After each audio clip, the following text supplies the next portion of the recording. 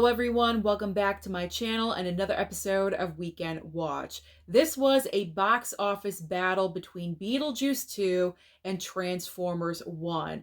By the time the official numbers come in, probably by midday tomorrow, these movies could switch.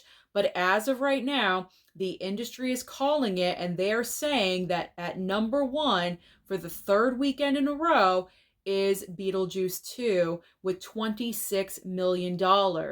And by the way, worldwide, this movie is now over 300 million with $329 million. The success of this film is absolutely insane. However, Warner Brothers did everything correctly to ensure a success for this film. They chose the right release date, promotion, marketing, everything that they did is now pushing this film towards $400 million. So other movie studios, please take note from Warner Brothers. If you really believe in a movie, go all out and promote it because the success of this film is absolutely insane.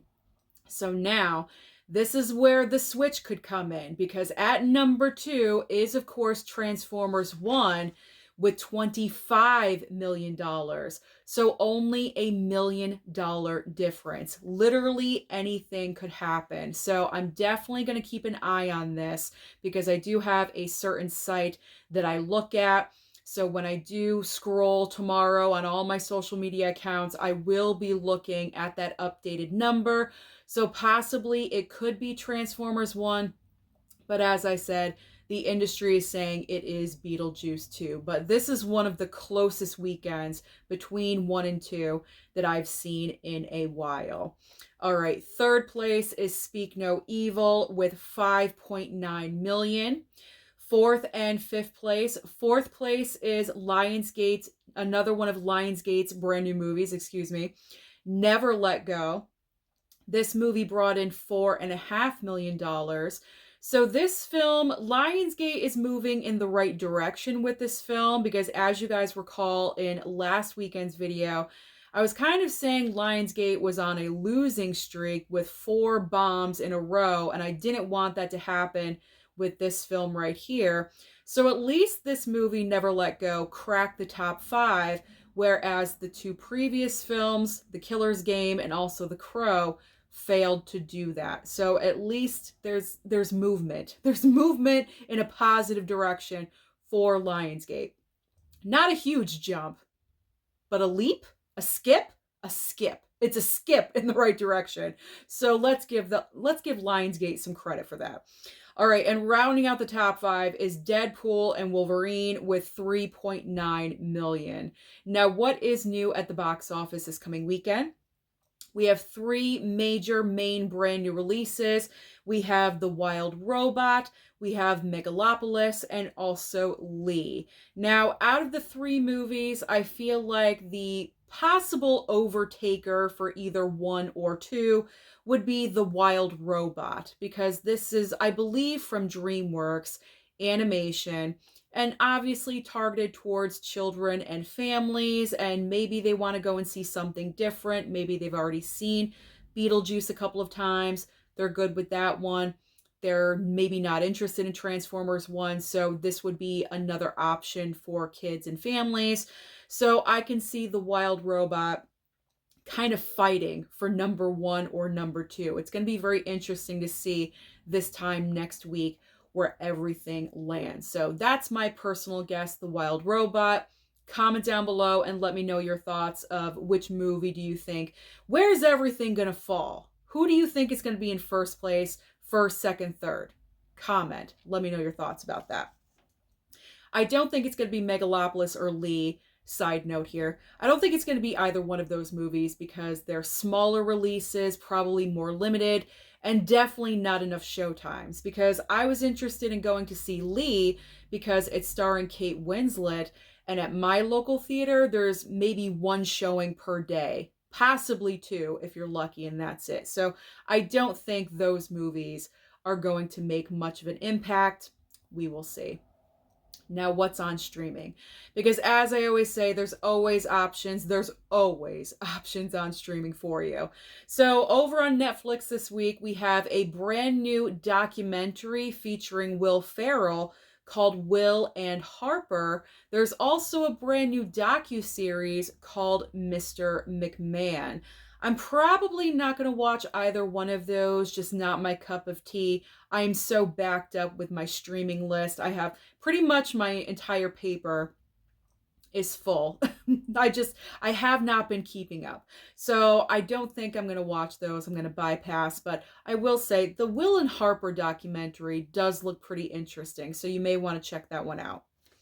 All right, now over on Hulu, we have a movie that came out in theaters earlier in the year called Asphalt City. This is starring Sean Penn.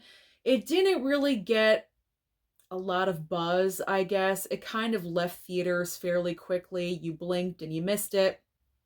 Now, normally I would say, yeah, I would like to see this because I do like Sean Penn. It's been a while since I've seen a movie with Sean Penn, but I don't know if I have time. So that one I may have to sacrifice and not watch. We'll see. Who knows?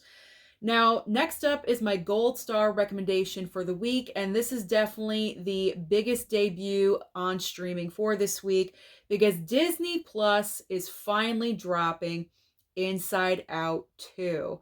So if you guys missed it in the theater, I don't know how, because it's the biggest moneymaker of the entire year with, I think, $1.6 billion. It made a huge amount of money.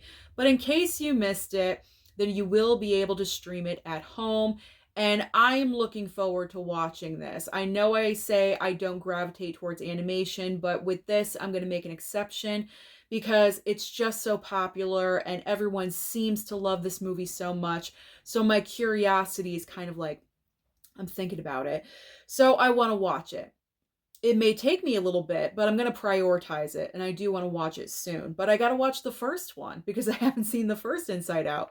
So I have to watch the first Inside Out and then Inside Out 2. And I do believe the official date is September 25th for Inside Out 2. In case you guys really want to know more details of when it's dropping, September 25th. All right, now over on Amazon Prime, we have a brand new film, I believe, with Joseph Gordon-Levitt called Killer Heat. I may skip that one. I don't really know what's going on there. I may watch it. I don't know. That's kind of a maybe situation. Paramount Plus. Now, this one I'm interested in. Paramount Plus is debuting Apartment 7A. This is a prequel film to Rosemary's Baby. Diane Wiest and also Julia Garner are in this movie, and I've heard that Diane Wiest gives an amazing, creepy performance. Sold. That's enough for me. That's all I need to know. Diane Wiest is amazing. I gotta watch it.